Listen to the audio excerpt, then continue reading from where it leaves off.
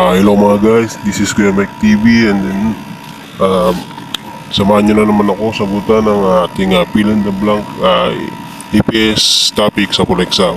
Tara, samahan nyo na naman ako. Dito na tayo sa number 215. Ito yung tanong. Sabi ni Ga, Gongkong John Warul, Kulyogo, Halinde Begwanjari Blank Isoyo. In English guys, I want to make a phone call with a payphone. Do you have any 101? Blank. Yan. Sagot naman ni Na ay Aniyo Chudup Soyo, Chepeman is Soyo. Yan. In English guys, no, I do not have any. I only have one. I only have notes. Yan. I only have notes. Ito yung mga apat na pamimilian na tanong. Itong si number 1, si Chungi.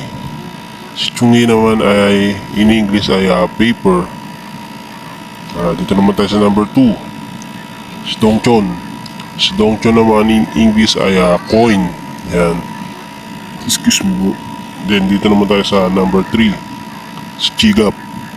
Si Chigap in English ay wallet. And then ang last, number 4 ay si Kabang. Si Kabang in English ay bag. Yan. Sa palagay nyo guys, anong tamang sagot dyan? Yan. Ang tamang sagot ay si Dongchon. Si Dongchon, si coin. Yan. Basahin na natin ang kasamang sagot guys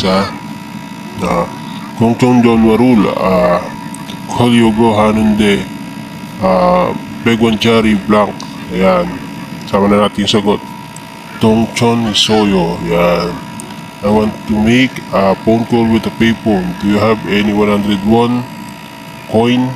Ayan. Sagot naman nina ay Aniyo Chodop Soyo, Chepiman Soyo. In English, no, I do not have any. I only have notes. Yan.